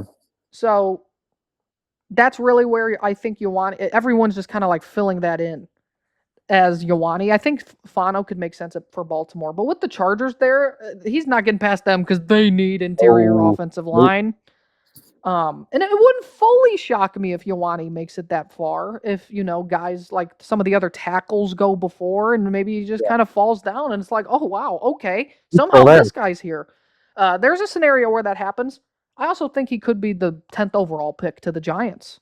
I think that's a sneaky one to watch for them. But the Chargers, I mean, Jim Harbaugh's just like, oh, He brother. is frothing at him right now. He's probably doing a lot more than frothing. We won't say on here what he's doing, but he's doing a lot more than frothing for sure. He's doing what his successor head coach at Michigan was doing. Absolutely. He is absolutely doing that for sure. And with that being said, let's pivot to the Philadelphia Eagles at pick number 23. Yeah, the Philadelphia Eagles, obviously coming off I wouldn't say disappointing season, but I would say it was kind of disappointing coming off a Super Bowl a couple years ago. This past year, obviously, kind of, they won the division but lost in the wild card round of the 49ers. They need help on the offensive line. Their offensive line is getting very, very old, and it has been for a while, and they've addressed it little bit by little bit, but they still need some help. Safeties is also a big one. They need help in the safety room. Defensive line could get a look in at with the edge rushers. Sure. The Eagles could use that as they did lose Jalen Phillips. If they go edge To the rusher, Panthers. if they go edge rusher in particular, I'm gonna throw out this name. I think TJ Parker from Clemson would be the guy if they go edge. So, with the 23rd pick in the 2026 B&B mock draft, the Philadelphia Eagles selects Max Ianachor, offensive tackle from Arizona State, the guy we were just talking about like 10 minutes ago. That's probably the best possible team for him to go and actually thrive too. 100%. Man. And you take him in front of Cleveland at 24, who didn't go tackle in our mock up at 6, which I know a lot of people think they could go. And I think if Ihanachor is there at 24 for Cleveland, I think they do take him. Philadelphia, man, with Max Ihanachor, I that is the best case scenario. There's your next Lane Johnson. I like it a lot. I do think Emmanuel McNeil-Warren makes sense as well for Philly for safety. Yep. and throw him in there with Quinyon Mitchell. And like I said TJ Parker I think would make some sense. Philadelphia could be a sneaky wide receiver team. Maybe like Denzel Boston over Casey Concepcion I think would make more sense for this offense. But I love Ihanachor in Philadelphia. I think it would be a perfect fit for him and would just be the best thing for his career. And now I'm looking here at Cleveland at pick 24. This would have to be an offensive lineman here at pick 24 for the fact that they go and get their weapon at pick number 6. It really feels like it would be Caleb Lamu, the Utah left tackle. Could be Blake Miller, the Clemson right tackle. Yeah, he's a right tackle, but if you move him over to the left side, he's got a perfect build for it. And, he is also from Northeast Ohio. And so with the 24th pick in the B&B mock draft, the Cleveland Browns select Blake Miller, tackle Clemson. It's funny how I've been saying this specific scenario since February timeframe. It's kind of funny that it ended up playing out this way in our mock. I think this first round for Cleveland, if you get Jordan Tyson, I understand 6 might be too early for some folks. I don't think it is because it's really sounding like he's going at least in the top 8. I think he's a top 8 lock almost from this point, maybe top 10 lock. Mm-hmm. And if you really believe he's wide receiver 1, if you really like the kid, you have to take him at 6. You can't pass on him at 6 because then he just won't be available anymore. And with Blake Miller, you can move him to left tackle. I think he will be a left tackle. I know he played right tackle at Clemson, but he's got a very similar and comparable build to Monroe Freeling, the Georgia left tackle. I think he will be a good left tackle in the NFL, and he's my number 3 offensive tackle in the class. I think this would be a good. I think this is a good draft for Cleveland. I think this would be this if. This is like me if I was the GM. This is what I would do. But obviously, I've been chastised on social media for doing this exact scenario. And the fact that it played out here, who knows? I think it's pretty realistic for the Cleveland Browns. It is wide receiver offensive line. I think that's going to be it no matter what. I'm going to say this. Don't be surprised. Quarterback. No, not quarterback. Don't be surprised. Emmanuel McNeil-Warren, the Toledo safety. You would love that, wouldn't you? I would, but I'm so serious when I say this. He took a top 30 visit to Cleveland. He's been in Cleveland multiple times. I know for a fact Andrew Berry and that coaching staff love Emmanuel McNeil-Warren. And What it would be about crazy. Grant Delpit? They have Delpit. Why not pair them together? Yeah. They need another safety. I mean, Ronnie Hickman, I mean, he's okay, but E-Man would be a improvement. Now, of course, you still need to address the offensive line or get a wide receiver, and you'd miss out on one of those positions if you do go E-Man there. But it's a sneaky name to watch for Cleveland in the first round. I would not be shocked if they keep the kid from Toledo in state. The kid from Strongsville's coming home. He is. He is All right, coming home. At 25, the Chicago Bears are on the clock. Bears, I really feel edge is going to be a big one here. Defensive tackle, defensive line in general, but also they do need a safety. They did lose Kevin Yep. Byard, so that was a big loss for them. And defensive line wise, they need the help. So They need help, yeah. with the 25th pick in the 2026 B&B mock draft, the Chicago Bears select Akeem Mesidor, edge from Okay. Miami, Florida. This guy here is a unique one for this draft because I think you and I both agree play-wise should be a top 20 pick. Probably top 15 pick, if we're being completely honest. The fact that he's almost 25, it's like, okay, could he fall out of the first round? And I'm going to say this, in one of our last mocks, we had him, I think, at pick 40. And his range is pretty wide, simply because of his age. I love him in Chicago. And honestly, he'd be a very productive guy right away, opposite of Montez Sweat. I do think if a guy like Peter Woods or Caden McDonald is there, it could be him, one of those guys. I like Emmanuel McNeil-Warren, too, for Chicago. They do need a safety. I know you wouldn't necessarily like it, but I do think that would be a good fit for him. They do need to replace Kevin Byard, like you said. Obviously, they need a center, but it's not going to be a first-round pick for them. I like Mesidor a lot. I have Mesidor in my top 25 prospects. I think I have him at 21. And, I know sometimes some people with the conversation around Mesidor is maybe he was that good because he was opposite of Ruben Bain.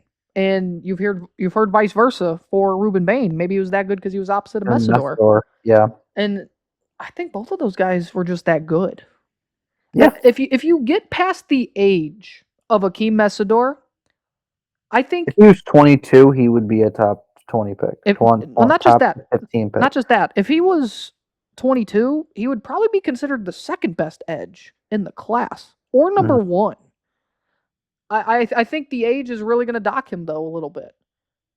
You could argue that Ruben Bain and Akeem Mesidor are the two best edge rushers in this draft, and I'd be okay with that. Honestly, I don't think that's out of the question. And, I think, yeah, he's going to get docked for the fact that he's going to be 25 on his rookie deal, and he would be pushing 30 on his big-time payday contract, but that's just where we are in college football anyway. You know what I mean? We're at that place. Sometimes you have old dudes. Look at Tyler Shuck. Tyler Shuck is old, and he had a pretty good rookie year. Yeah, exactly. Shout out Tyler Shuck. He's going to be like 42 when his rookie deal expires. So, I mean, we had Cleveland draft a 29-year-old or 28-year-old and Brandon Weeden in the first round. Gosh, you got to love our franchises, don't you? Ty Simpson's going to be added to that jersey list. Absolutely. He might be added here with pick 26. It's not. It's Buffalo.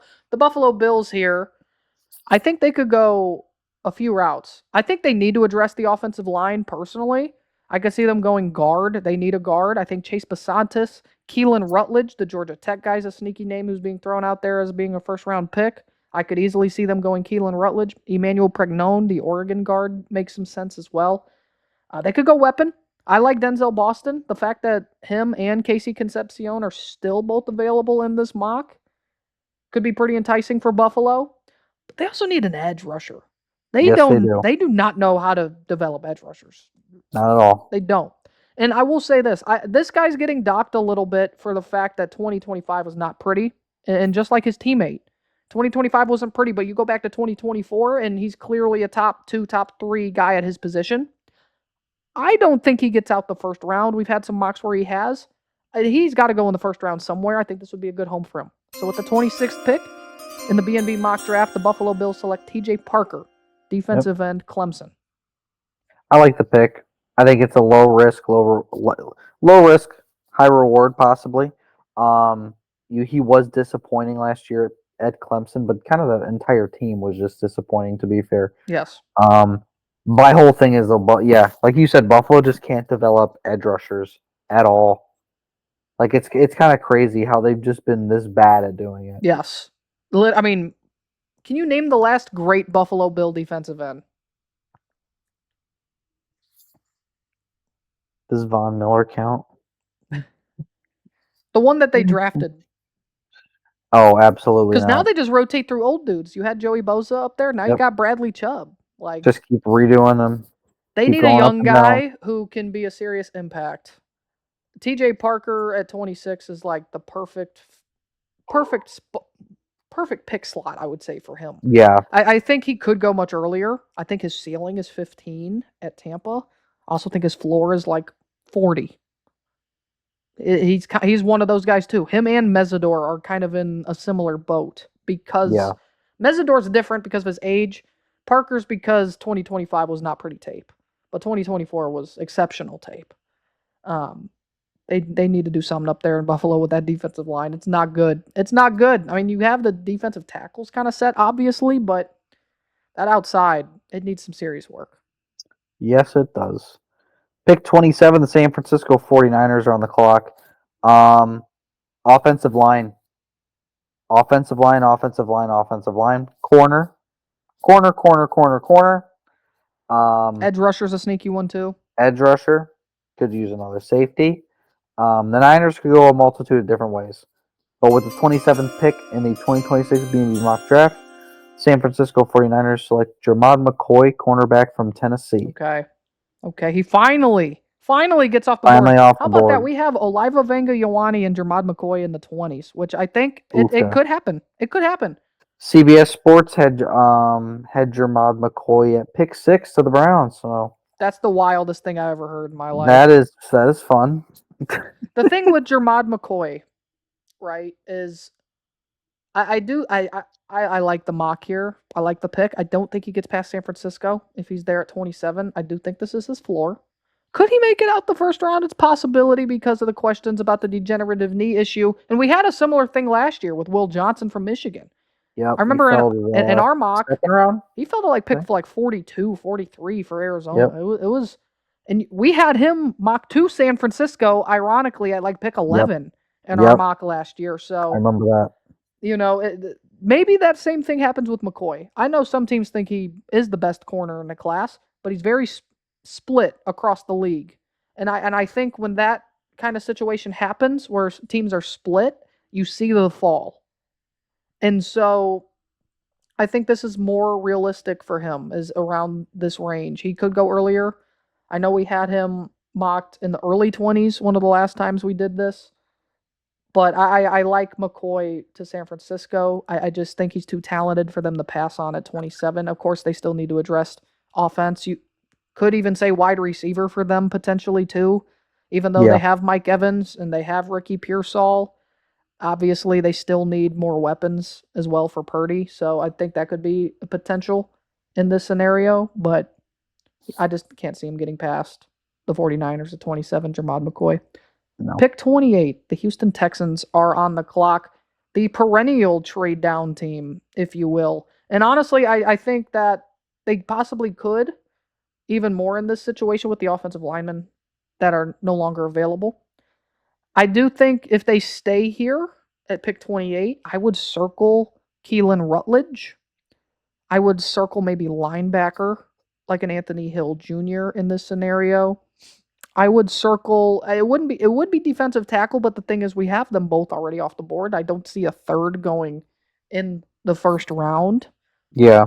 But one team is really hungry for a position for a guy who actually is still available, and we have a trade to announce because the New York Jets are trading back in, and I mentioned the scenario earlier, for their third pick in the first round, as they trade up from pick number 33, the first pick in the second round with Houston. So Houston will have the first pick in the second night among with other pick swaps as well, to come up to pick number 28 in the New York Jets.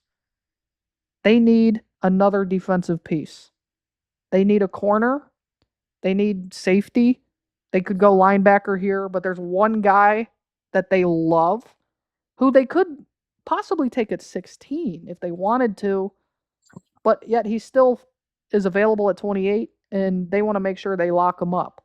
And so with the 28th pick in the BNB mock draft, the New York Jets select Colton Hood, cornerback, Tennessee. Jermod McCoy's teammates, they go back to back, the Tennessee Volunteers secondary players do. How about that? 2 back-to-back corners from Tennessee, especially in Josh Heupel's system. It's weird to see 2 corners in the first round for Tennessee when their defense is normally not that great. Yep, exactly. I know teams that think Colton Hood's better than Jermod McCoy. I don't think so. You and I have struggled to mock Colton Hood in round 1. He is going to be in Pittsburgh, which we had him in like the second round, I think, in the last one. Ironically, I think he was the first pick in the second round for the Jets. So I know the Jets really like Colton Hood. That's what I've heard. I've kind of penciled Colton Hood as a New York Jet. Maybe another team, like I could see like Minnesota if they really want a corner and they want to reach because they don't want a D tackle, and maybe the D tackles do go a little farther than we both anticipate anyway. Outside, I just feel like he's going to be a Jet. He just feels like a New York Jet to me. Okay. At pick 29, the Kansas City Chiefs are back on the clock in the first round. And they might be a little upset with how the board just fell in front of them, but yeah, they could have used a corner. That's for damn sure. Yes. But with the Chiefs obviously taking Arvell Reese, they're not going to go on the defensive line, as Arvell will be an edge rusher for them.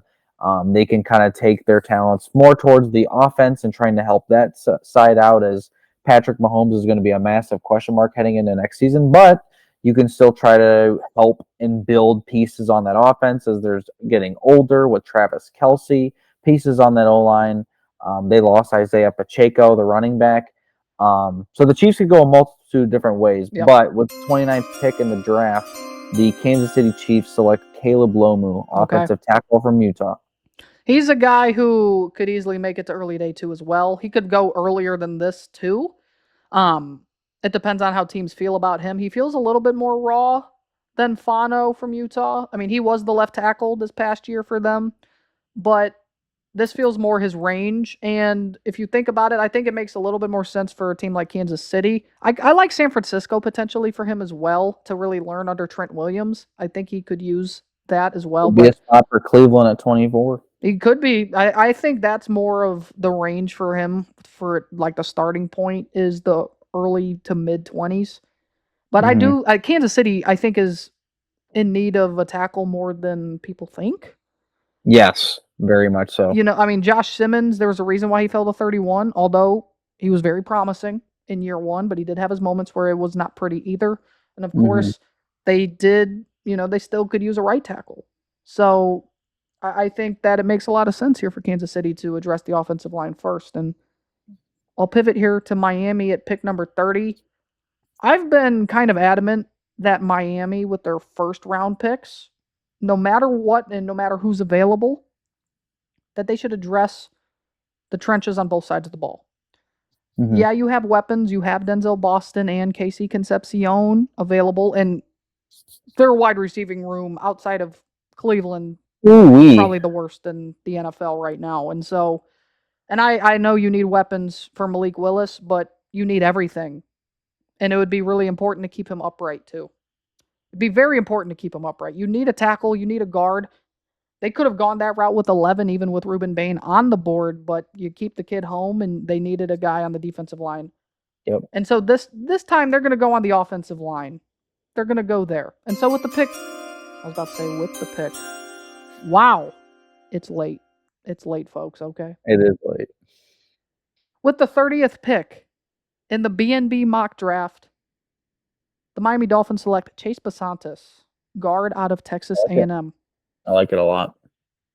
I like Chase Basantis. Watching Texas A&M this past year, He was one of the best guards in the country. Yep. Him, Vega Ione from Penn State. I also from A&M, I really like their center, Trezun the third. I'm pretty high on him compared to others. I know some people might not have him as a top 100 prospect. I have him as the second best center in the class behind Sam Hecht. I know there's others like Connor Lew from Auburn, Parker Brailsford from Alabama, but I really like Trezun the third too. Those Mhm. guys were really good on that offensive line. Um, and Basantis, I think he's going to start right away on that offensive line because you remember they drafted it was Jonas Savaianaya from Arizona last year in the second round, and he was the worst offensive lineman rated out of anybody in the entire league last year. That's insane. They really need more pieces along that offensive line. It's not pretty, and if you really think if you want to give Malik Willis a chance, specifically with the run we're going to have on offensive linemen more than likely in the first round, I think you need to address it at some point in the first round, no matter what. Yeah. Because once you get to the late second or early third, are there really going to be guys that are going to be starting caliber, at least right now? I mean, who knows? People always pan out to be better than where they're drafted, but I think if you're Miami, you have to address the offensive line earlier. Hmm. I agree. All right, with pick 31, the AFC champion New England Patriots are on the clock. New England can go after offensive linemen. Wide receiver is going to be a big one on this for them. Defensive line, they could use some help. Safety, they could use some help. New England has a couple holes for a team that just went to the Super Bowl, but I think offensive line and wide receiver are the biggest ones. Yep. So with the 31st pick in the 2026 B&B mock draft, the New England Patriots select Casey Concepcion, wide receiver, Texas A&M. Dang, they can't trade for A.J. Brown now, so they have to go get a wide receiver, right? Yeah, they have to have a receiver for Drake May. They're going to need it. I really think He'll be a first-round pick. Casey Concepcion's definitely going to be a first-round pick. Yeah. I would argue he's going to be one more than Denzel Boston. I still think Boston could be a sneaky top 20, top 25 pick too. And Casey Concepcion could go earlier than this. I've seen him mocked as early as like pick 16 to the Jets. So his range, it depends. I think the league's higher on Concepcion than media people. Like I know you and I aren't as high on Concepcion in particular, but I'm higher on Denzel Boston. But yeah. New England's unique because I think they could do a multitude of things. I think Emmanuel McNeil Warren from Toledo makes sense. Jacob Rodriguez feels like a Patriot. He does. Out of any, he could be a sneaky first round pick, and I think New England would be the team to take him. Obviously, they could go a different linebacker. They could go like C.J. Allen or Anthony Hill Jr. if they really wanted to. They could go guard. They could go D tackle if one of the D tackles does fall that we believe would be first round picks. Yeah. This could be a Keelan Rutledge from Georgia Tech here too, but I think Casey Concepcion, with him being available, I just can't see him getting past New England. Fair. I 100% agree. Pick 32, the Seattle Seahawks. The Super Bowl 60 champs. Of course, led by Sam Darnold, of all quarterbacks. Such a weird Super Bowl. Such a weird Super Bowl champion. Wonky Super Bowl for sure. They need really to help replace the guys on defense that they lost. This could also be guard as well, but they need corner. They need edge because DeMarcus Lawrence is getting old. Of course, you lost Tariq Woolen. You lost Kobe Bryant in free agency. You did keep Josh Jobe, but you still need more pieces there.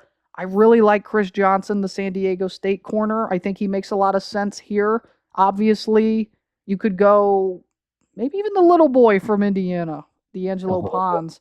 He could be a sneaky first-round pick here. I really like edge rusher. There's guys I like. I'm really high on Zion Young, the Missouri edge rusher. I'm also really high on Malachi Lawrence, the Central Florida kid. I think he could go much earlier than this too. It'll be weird. They're kind of a plug-in player. It could be Jadarian Price, the Notre Dame running back. They don't have Kenneth Walker III anymore. Could we get 2 running backs in the first round? No, we won't.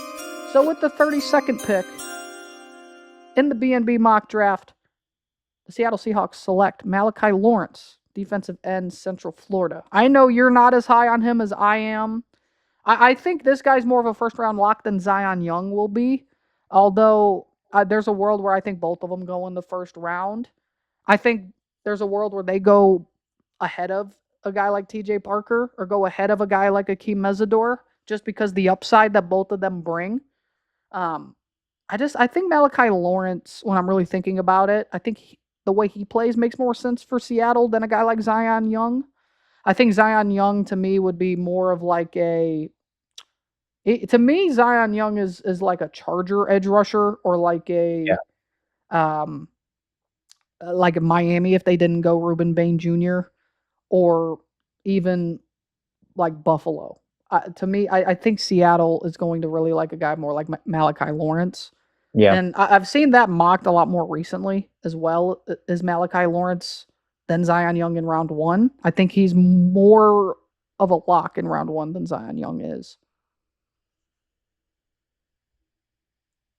So that's the end of round one. If you want to see the full mock, we do have 2 rounds. We will talk about a couple picks here to end the show. We're not going to give you the full mock, but the full mock will be out on our social media pages. So you Yep. can go ahead and see the full 2-round mocks. Spencer, I want to know your 3 favorites in the second round. Emmanuel McNeil Warren to New York.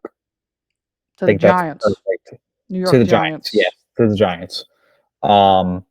Jacob Rodriguez to the Bengals.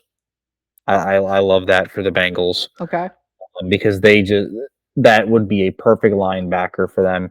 And then Emmanuel Pregnone at 57 to the Raiders, and the Raiders trading up to get Emmanuel Pregnone. Pregnone fell all the way to 57 in our mock draft. So those are 3 guys I would watch out for. Denzel Boston to the Raiders at 36, I think is another fun one and is another good one. Yeah. And then That's one of obviously, mine that I was going to say is Denzel Boston at 36 here to the Raiders. And honestly, I think the Raiders just in the second round period, if they could get an offensive lineman and weapon, would be fantastic. I think yep. Pregnone could easily be the pick at 36 if, Boston isn't available. But I think you have to take Denzel Boston when he's Mm-hmm. there. And the fact that he got there is kind of shocking in my opinion. Of course, we have Ty Simpson going to the Cardinals at pick number 34. Of course, he could be a first rounder. He will be there night one in Pittsburgh. They could easily trade up for him. It just feels like a shoe in at this point that Ty Yep. Simpson. Of course, the draft does come with surprises. Maybe Ty Simpson isn't a Cardinal after all, but it just kind of feels like that's the direction it's going to Yeah. go. My 3 favorites, it's Denzel Boston there at pick 36. The one before with the Tennessee Titans getting Zion Young at pick 35. I do think I think that kid he's like my Max Ihanachor for the defensive line Yeah, you do love him. because he is also very boomer bust, but I love the way he plays. He plays with such an energy about him. Is it Mm-hmm. pretty all the time? No. His get off is pretty. Honestly, I'm a guy who loves a fast get off. He doesn't have a fast get off. In fact, that's one of his weaknesses. His big weakness is the fact that his reaction time is kind of slow off the line of scrimmage, but he plays with such an energy about him. He plays with such nastiness, and I just like him with Salah. I feel like that would bring out the best in him. I think Salah would love his energy that he would bring. Mm-hmm. Yeah, Denzel Boston to the Raiders is another one. I'm gonna throw out the fact that the Colts get Anthony Hill Jr., the Texas linebacker, at pick number 47. I think Anthony Hill Jr. has a chance to be a sneaky first rounder. I think Anthony Hill Jr. could go even earlier than pick 47. I do love him. I think he's very underrated. I think he has the potential to be the best linebacker outside of Sonny Styles in this draft. Indy needs a linebacker big time. I think they really like Jacob Rodriguez, but I think you're right, and I think he will go earlier than pick 47. So Mm-hmm. it makes a lot of sense. And I'm going to throw out one more name as well. We have only one running back, and it's not Jadarian Price in the second round. We have Mike Washington Jr., the Arkansas running back, going to the Jacksonville Jaguars at pick 56. This is a kid who, the more and more I watched him, the more and more I liked him. And obviously, a lot of people got to really see his athletic ability in Indianapolis. Became one of the shining points of the combine with this 40-yard dash and bawling his eyes out on FaceTime, telling his mom that he did it, Mhm. and everything. I mean, I think It he was a nice ran. moment. It was a very nice moment, but you watch his tape and he is very athletic. Very Yes. athletic. He was only at Arkansas 1 year. He was only in the SEC for 1 year at really like a power program. He was at And Buffalo and New Mexico State yep, as well. previously before then. Yep. And I think this kid has the potential to be one of the best running backs in the NFL with his athletic ability. And Wow. really, you could utilize him in the pass game, but he kind of has like sneaky Quinshon Judkins build where he can play that kind of power back, but he's way more athletic than that. He's more of you could play him as like an every down back because of his athletic ability and really utilize his speed on third downs out of the backfield. And I mean, Jacksonville is in need of a running back now. I mean, of course they have what's it, Bashul Tootin? Yeah. Bashul Sounds right. Tootin and I forget who else now that Travis Etienne's not there. They need to address that running back room. And so if they can get Mike Washington Jr. in the second round, he still even could be maybe available in the third round for somebody. But they need to address the running back room regardless. Yeah. And I really like that pick. Well, that wraps up the real official BNB mock Second edition. draft. The second edition, we just, before we wrap it up, really, Cincinnati? Really? Shout out Please to our let there Bengals. not be another trade before the draft. Please. Like, why'd you have to do that to us? Literally the day after. You couldn't have at least waited for everything to develop before we recorded and edited. Come on now. It's okay. It's okay. Things happen. And I'm going to just say this. This is the real mock because if we have another situation that does transpire, this is it. This is the Mhm. mock. And it's not changing. Logos aren't changing. This is the Graphics one. aren't changing. This is it. This is the one. But nevertheless, it's still always fun to do mocks. I've done probably 100%. 75, if I had to guess, throughout this process. Because I remember one night, I made like 9 of them just to get like the perfect one that I wanted to post on my Mhm. social media pages. Because I was like, this doesn't, I don't know. I just don't like this one. And I was doing it for like 2 hours, legitimately. For like 2 Yeah. hours, just making mocks. But the draft is my favorite time of year. Really, the month of April is a very good month for sports because you have It is. basketball playoffs, hockey playoffs, the Masters. You have the end of March Madness, and it Mhm. all pretty much concludes itself with the NFL draft. Like we said earlier, we will be in Pittsburgh, Pennsylvania for the main event. We will be bringing We will be content, boots on the ground. boots on the ground in We hope Pittsburgh, to see you. We hope to see and I will everyone be there. obviously rocking the beautiful orange and brown in that town. Of course, we'll have a Bengals fan alongside with us too, so we're going to Hey, be out there yeah, just all these patrolling AFC Pittsburgh. North teams. It is disgusting. We just need a Raven fan to complete the cycle with us, and then we're really going to take over Pittsburgh. But These AFC North teams. I know, right? They'd never do They, anything they, in the just- postseason. they never win division titles, especially the Browns. So The Browns haven't won it since it was the AFC Central, so I mean, it's not like we will ever win the AFC North, but you will next year when Deshaun Watson leads you back to the promised land. yeah, I think it's time to go to bed tonight. So that's gonna wrap up episode 29 of the Scoop and Score Football Show. Our mock draft. That's how Mock you know I'm draft. tired. Mock draft.